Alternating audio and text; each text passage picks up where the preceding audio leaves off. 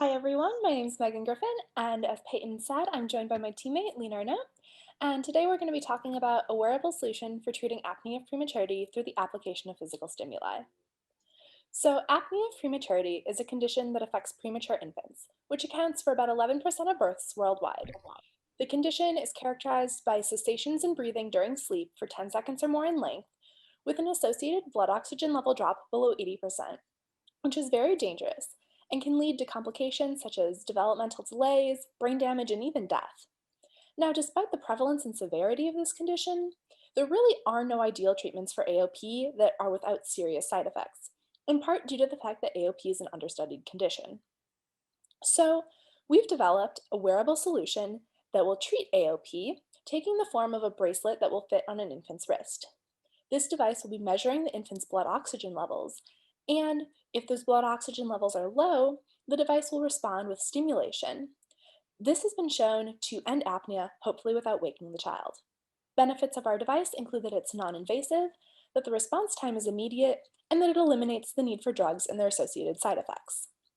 Taking a look at how our device will function, we'll be continuously checking oxygen levels, and if those oxygen levels have been low for too long, indicating that the infant's experiencing apnea, we will activate mechanical stimulation from a vibrating motor.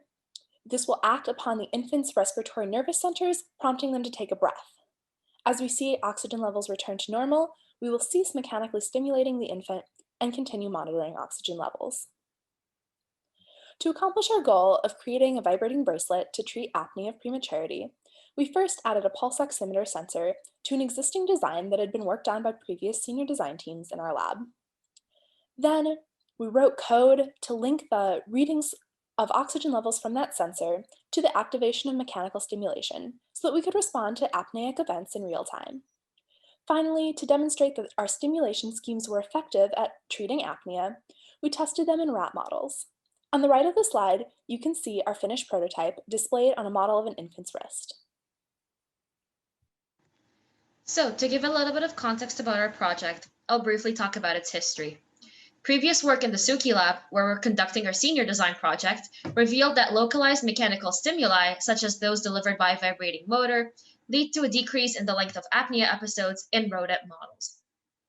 While the exact mechanism of action for this phenomenon is unknown, it is still believed that such stimuli activate breathing controlling neuron groups via mechanotransduction.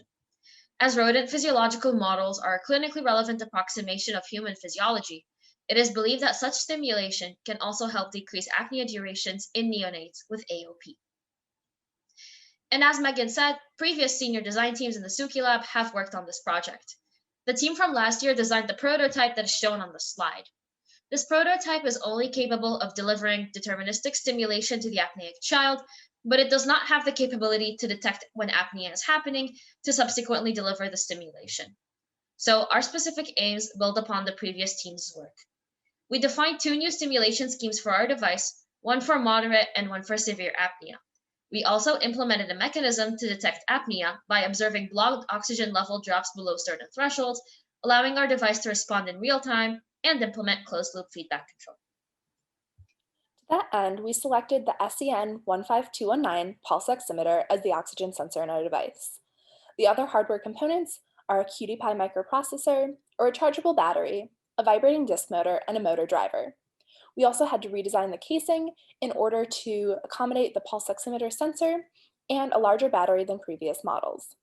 Keeping in mind that infants are small, we split our casing into two units, one that will sit on top of the wrist and one that will sit below the wrist, so that each unit is smaller and less obtrusive than a single large casing.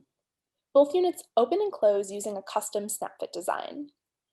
The unit that holds the oxygen sensor has a gap in the casing so that the sensor can directly contact the infant's skin, which allows for accurate oxygen readings. Attachment points on either unit allow a bracelet band to connect them, holding it securely onto the infant's wrist. For our prototype, we 3D printed our casing. However, for a clinical rendition of this design, we recommend that it be injection molded from polypropylene so it is UV and alcohol sterilizable. This video is going to show you a 360 view of our device, as well as a demonstration of its stimulation and oxygen sensing capabilities.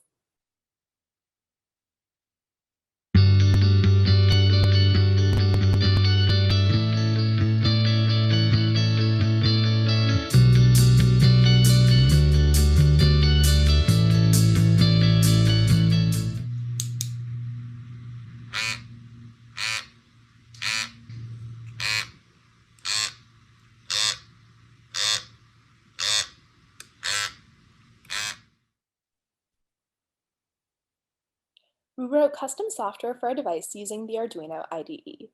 Two oxygen level thresholds, 90% and 80%, were defined based on the literature.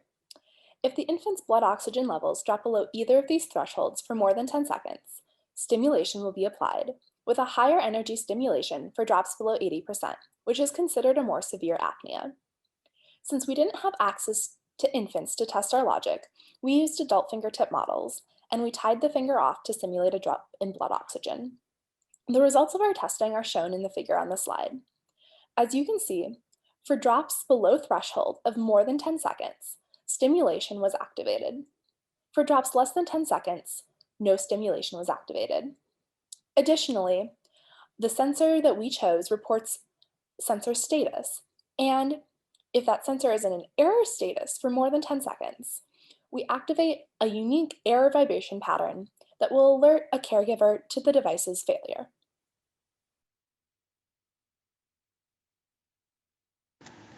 So the main question guiding our project was, do the device stimulation patterns significantly decrease the length of apnea episodes compared to no stimulation? And to that end, we conducted some experiments in rat models of apnea to prove that yes, they do actually work. We did surgery on rats to install a trachea tube in them, fitted them with a belt that has the vibrating motors, and hooked them up to our ventilator setup. We controlled the vibrations and ventilation using a computer. To test our stimulation patterns, we first overventilated the rats for 30 seconds, then turned the ventilation off to simulate apnea, and immediately also turned on the desired stimulation pattern. We waited for the rat to breathe again, then resumed ventilating, alternating between stimulating the rat with a pattern and no stimulation for control. For all of these experiment runs, we measured the duration of apnea episodes. We collected data from 6 rats for light stimulation and 3 rats for vigorous stimulation. On the left, you can see a sample of the raw data from the ventilator. It shows the change in airway pressure over time.